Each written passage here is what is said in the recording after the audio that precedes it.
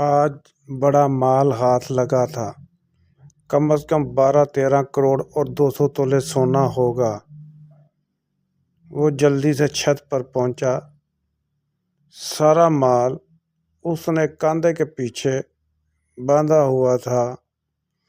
وہ ساتھ والی چھت پر کود گیا۔ یہاں سے نیچے گلی میں جانا آسان تھا، صرف چھت سے دیوار پر چھلانگ لگانی تھی اور پھر باہر گلی۔ اس نے دیوار پر چھلانگ لگائی، لیکن قسمت خراب، پاؤں پھسلا۔ پہلے اس کی کمر دیوار پر لگی اور پھر وہ کمر کے بل صحن میں گر پڑا۔ اس کی چیخ نکل گئی، سونا اور پیسے سارے صحن میں بکھر گئے۔ اس نے جلدی سے اٹھنا چاہا، لیکن وہ مفلوج ہو چکا تھا۔ درد کی شدید لہر کمر اور ٹانگوں میں تھی، صرف ہاتھ حرکت کر رہے تھے، باقی تمام جسم مفلوج تھا۔ اچانک کمرے سے ایک بوڑھا صحن میں آیا۔ بوڑھے کے پیچھے پیچھے ایک بڑھیا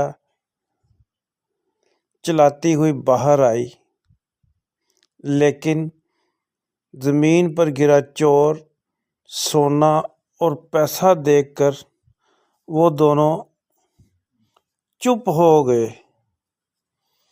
چور درد سے کراتے ہوئے بولا، فوری ایمبولینس بلاؤ، مجھے ہسپتال پہنچاؤ۔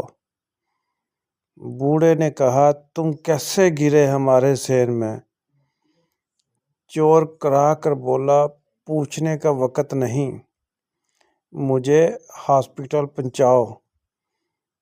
بڑھیا شک آمیز لہجے میں بولی، مجھے تو یہ کوئی چور لگتا ہے۔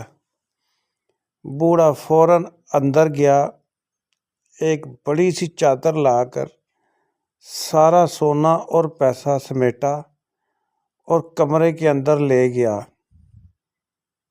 چور درد سے کرا رہا تھا۔ بڑھیا نے چور سے پوچھا، کیا تم اٹھ نہیں سکتے؟ چور بولا، بے وقوف عورت، میری کمر ٹوٹ چکی ہے، میں مفلوج ہوں۔ اتنی دیر میں بوڑھا باہر آ گیا۔ وہ مال اندر ٹھکانے لگا آیا تھا۔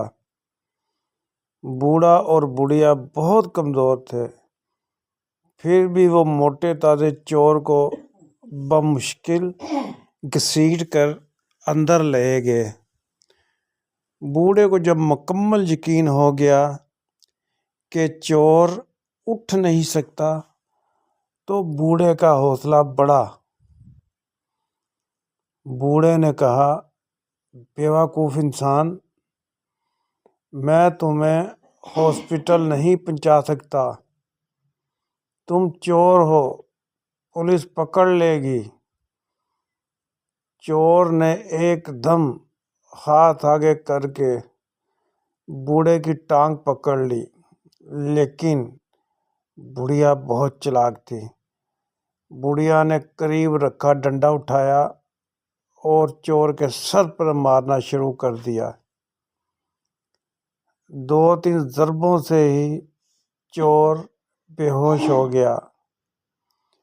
ہوش آیا تو اس کی ٹانگیں بندھی ہوئی تھیں اور پیمپر بھی اسے باندھا گیا تھا۔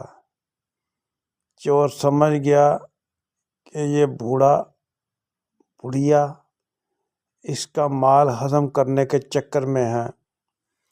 چور نے کہا، مجھے بھوک لگی ہے۔ بڑھیا اس کے لیے چکن سوپ لائی۔ سوپ پیتے ہی چور بے ہوش ہو گیا۔ ہوش آیا تو ایسا جیسے اسے نہلایا گیا ہے۔ چور نے بوڑھے سے کہا، میرا جسم بھی درد کر رہا ہے، مجھے بخار بھی ہے، مجھے دوائی دو۔ بوڑھا ہنس کر بولا، بے وقوف انسان، ہم کچھ نہیں کر سکتے، اب تمہیں چند دن بعد جب آرام آیا تو چلے جانا۔ چور غصے سے چلایا، خبیث بوڑھے، میں تمہیں قتل کر دوں گا۔ بڑھیا کو غصہ آیا، بڑھیا نے اس کے پیڑ پر ڈنڈا مارا۔ چور در سے کرایا، وہ سمجھ گیا ان کے ساتھ بدتمیزی کرے گا تو جان سے جائے گا۔ اسے اپنی بے بسی پر رونا آیا۔ وہ اس بوڑھے جوڑے کا قیدی تھا۔ 3-4 دن بعد بوڑھا اور بڑھیا اس کی کیئر کرتے رہے۔ اب اس کا بخار بھی اتر گیا تھا اور درد بھی نہیں تھی، لیکن بوڑھا اور بڑھیا اس کے مال پر عیش جم کر رہے تھے۔ 5ویں دن بڑھیا کچھ کپڑے اور برتن چور کے پاس لائی اور کہا، لیٹے لیٹے ان کو دھو دو۔ چور غصے سے بولا، تمہارا نوکر نہیں ہوں۔ بڑھیا نے پھر ڈنڈا پکڑا، لیکن بوڑھے نے کہا، اب اسے مارنا نہیں، اس کے لیے لیدر کا سامان خرید کر لاتے ہیں جس پر یہ اب سویا کرے گا۔ بوڑھا اور بڑھیا کمرے کو تالا لگا کر بازار چلے گئے۔ 4 گھنٹے بعد واپس آئے تو ڈھیر سارا سامان ساتھ لائے۔ چور سمجھ گیا یہ اس کا مال ہضم کر رہے ہیں۔ پھر بوڑھا لنگڑا کر چور کے پاس بیٹھ گیا اور اس سے کہا، میری ٹانگ دباؤ۔ چور اس کا حکم ماننے پر مجبور تھا۔ پھر بوڑھے جوڑے کا اب روز کا معمول ہو گیا، وہ اس سے خدمت بھی کرواتے اور کپڑے بھی دلواتے۔ 3 ہفتے ہو گئے تھے، چور معذوروں کی طرح بستر پر لیٹا رہتا تھا۔ جب بھی اسے کھانا دیا جاتا وہ سو جاتا، یعنی بوڑھا اور بڑھیا اسے نیند کی گولیاں دے رہے تھے۔ وہ جب اٹھتا اس کا پیمپر بھی تبدیل ہوتا اور وہ فریش بھی ہوتا۔ 5ویں ہفتے چور کو محسوس ہوا اس کی ٹانگ اور کمر اب ٹھیک ہے، لیکن اس نے ظاہر نہ کیا۔ اب وہ موقع کی تلاش میں تھا کہ کسی طرح یہ باہر جائیں اور میں کھڑے ہو کر خود کو چیک کروں اور پھر ان کے ٹکڑے کر کے اپنا مال وصول کروں اور یہاں سے نکلوں۔ بوڑھا چور سے ٹانگیں دبوا رہا تھا۔ بوڑھا مسکرا کر بولا، تمہارا 2 لاکھ اور 5 تولے سونا ہمارے پاس امانت رکھا ہوا ہے۔ چور تڑپ کر بولا، معزز بزرگ، 12-13 کروڑ اور 2000 تولے سونا ہے، جھوٹ مت بولو۔ بوڑھا ہنس کر باہر نکل گیا۔ آج بوڑھے کے گھر مہمان آئے ہوئے تھے۔ مہمانوں کو پتہ لگ گیا تھا بوڑھا اور بڑھیا اب امیر ہیں۔ اب وہ ہر 3-4 دن بعد ان کے گھر آتے تھے۔ اچھے کھانے کھا کھا کر بوڑھا اور بڑھیا صحت مند ہو چکے تھے۔ اب چور کو صرف ایک ہی انتظار تھا، یہ کسی طرح بازار جائیں اور وہ کھڑا ہو کر اپنا جائزہ لے۔ اگلے دن صبح بوڑھا اور بڑھیا شادی پر چلے گئے۔ بوڑھا کمرے کے باہر تالا لگا گیا تھا۔ چور بمشکل اٹھا۔ اسے محسوس ہوا کہ اٹھنے سے جسم میں درد کی لہر اٹھی ہے۔